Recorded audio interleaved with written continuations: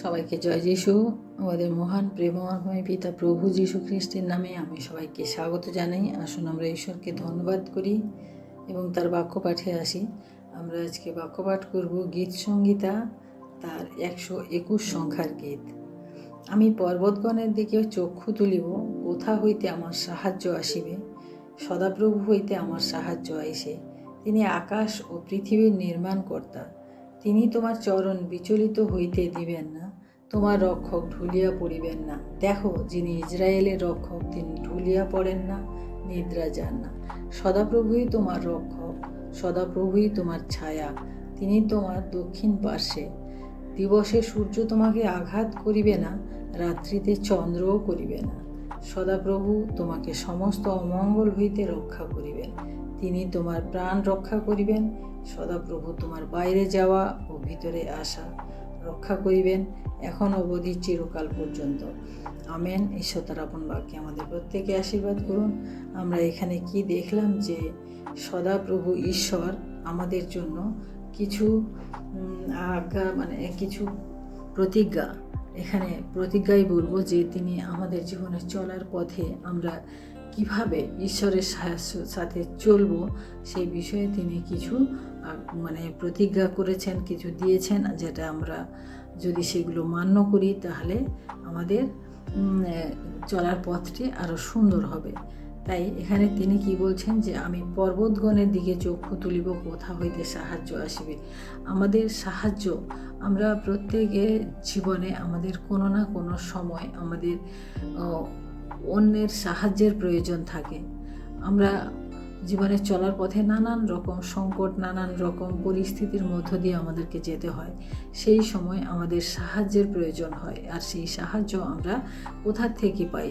আমরা এখানে ঈশ্বরের বাক্য বলে যে আমরা পর্বতগণের দিকে চক্ষু তুলি, কারণ ঈশ্বর আমাদেরকে সেই সাহায্য করবেন। আমরা যদি মানুষের কাছে সাহায্য নিই বা মানুষের কাছে সাহায্যের হাত বাড়াই, সে একসময় আমাদেরকে নিরাশ করতে পারে, হতাশ করতে পারে, কিন্তু ঈশ্বর কখনোই আমাদেরকে নিরাশা বা হতাশা করবেন না। সেই জন্য আমাদের সবসময় সাহায্য উপর হইতে আসে, ঈশ্বর হইতে আসে।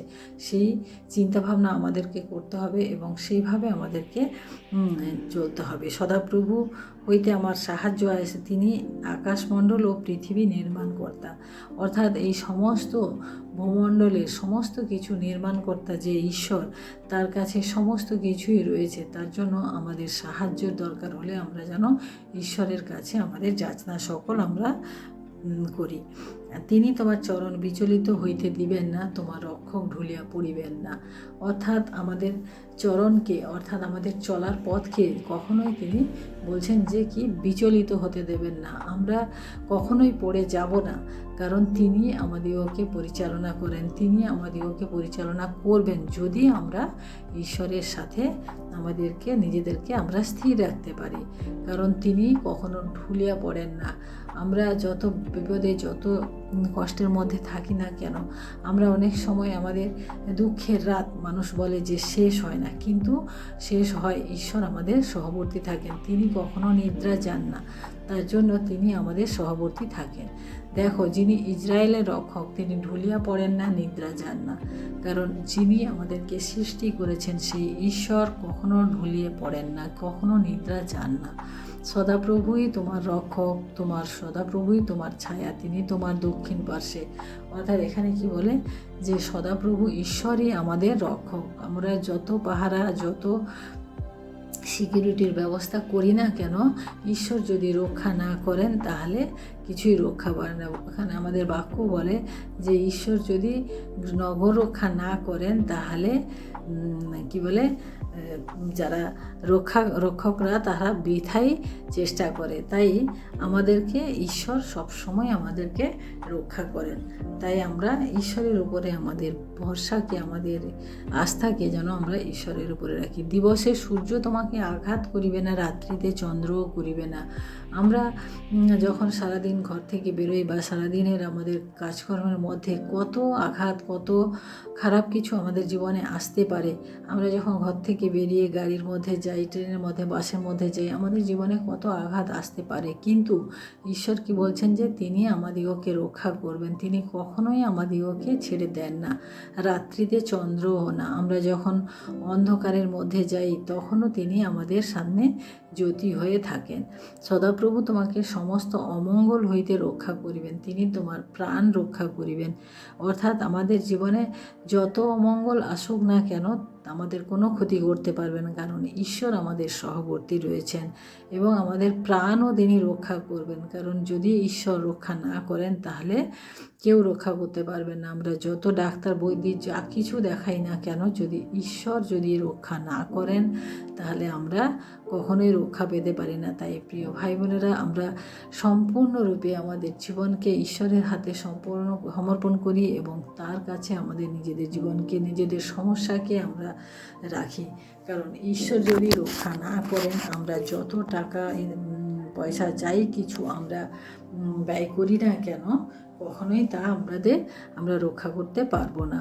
যদি ঈশ্বর যদি আমরা তা রক্ষা করতে পারতাম তাহলে যারা বড় লোক, যারা অনেক ধনবান ব্যক্তি, তারা কখনোই মারা যেত না। তাই প্রিয় ভাই বোনেরা, আমাদের ঈশ্বরের প্রতি আমাদের দৃঢ় বিশ্বাস এবং আমাদের যে একাগ্র চিত্ত সেটা থাকা খুবই প্রয়োজন। কারণ ঈশ্বরের বাক্যকে আমাদের জীবনে কার্যকর করার জন্য সেই বাক্যকে আমাদেরকে মনে রাখতে হবে এবং সেই বাক্যের মতো করে আমাদেরকে চলতে হবে। সদাপ্রভু তোমার বাইরে যাওয়া ও তোমার ভিতরে আসা রক্ষা করিবেন এখন অবধি, চিরকাল পর্যন্ত। তিনি একদিন দুদিন নয়, তিনি চিরকাল আমাদেরকে রক্ষা করবেন, এই প্রতিজ্ঞা তিনি করেছেন।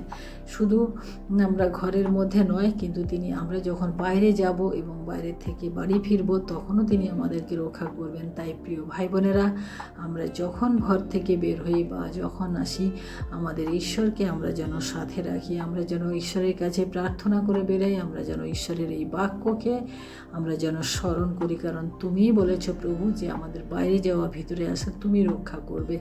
তার জন্য আমরা ঈশ্বরের উপর ভরসা করে আমরা এগিয়ে চলতে পারি। প্রিয় ভাই বোনেরা, আজকে আমরা এখানে যা দেখলাম যে আমাদের সমস্ত কিছু সাহায্য তিনি করবেন, তিনি আমাদের সমস্ত অমঙ্গল হতে তিনি আমাদেরকে রক্ষা করবেন, তিনি আমাদেরকে শত্রুর হাত হতেও তিনি রক্ষা করবেন, আমাদেরকে কেউ আঘাত করতে পারবে না। দিবসে চন্দ্রও না হবে, রাত্রিতে দিবসে সূর্যও না, রাত্রিতে চন্দ্রও না। তাই আমাদেরকে এই বাক্যকে, এই গীত সংহিতা 121 সংখ্যার গীতকে আমাদেরকে মনে রাখতে হবে এবং আমাদের জীবনে প্রতি মুহূর্তে আমাদের এই বাক্যকে আমাদের কার্যকর করতে হবে। তাই আসুন, আমি আজকে এই ছোট্ট মেসেজের মধ্যে দিয়ে, ছোট্ট বাক্যের মধ্য দিয়ে আমরা আজকে ঈশ্বরকে ধন্যবাদ করি এবং প্রার্থনা করি। Hallelujah, hallelujah, hallelujah. ধন্যবাদ করি প্রভু গো, তুমি আমাদের জন্য এত সুন্দর প্রতিজ্ঞার বাক্য তুমি দিয়েছ প্রভু। এই বাক্য যেন আমরা মেনে চলি প্রভু এবং এই বাক্যের দ্বারা যেন আমরা চলতে পারি। তুমি সাহায্য করো প্রভু। তুমি বলেছ প্রভু, তুমি আমাদের বাইরে যাওয়া ভিতরে আসা তুমি রক্ষা করবে এখন থেকে চিরকাল পর্যন্ত। কারণ তুমি সেই জীবন্ত ঈশ্বর, অনন্তকালীন ঈশ্বর, যে আমাদেরকে অনন্তকাল পর্যন্ত প্রভু তুমি আমাদের সাথে সাথে থাকো প্রভু। আমরা এই জগতে এসেছি প্রভু, তুমি আমাদেরকে এই জগতে রেখেছো, কিন্তু প্রভু এই জগৎ থেকে আমরা যখন চলে যাব সেই জগৎ, সেখানে প্রভু তোমার সে অনন্ত জীবন রয়েছে প্রভু। সেই অনন্ত জীবনে আমরা প্রবেশ করব। তাই প্রভু তোমার এই বাক্যের মধ্য দিয়ে প্রভু আমাদের জীবনকে প্রভু তুমি ধরো প্রভু, এবং আমাদের এই জীবনে আমরা যেন চলার পথে আমাদের যা কিছু সমস্যা, যা কিছু রয়েছে প্রভু, আমরা যেন সমস্ত কিছু তোমার কাছে নিয়ে আসি প্রভু। কারণ আমাদের সাহায্য করার মতো এই জগতে আর কেউ নেই প্রভু। কারণ একমাত্র তুমি ঈশ্বর এবং তুমি সেই প্রতিজ্ঞা করেছো তুমি আমাদেরকে সাহায্য করবে। ধন্যবাদ করি প্রভু। আজকের এই দিনের ভার প্রভু তোমার হস্তে রাখি। সমস্ত মহিমা, গৌরব, প্রশংসা তোমাকে দিয়ে এই বিনতি প্রার্থনা চাই আমাদের মুক্তিদাতা ত্রাণকর্তা প্রভু যীশু খ্রিস্ট তোমারই নামে, আমেন। সবাইকে জয় যীশু। সবাই ভালো থাকবেন, সুস্থ থাকবেন। জয় যীশু।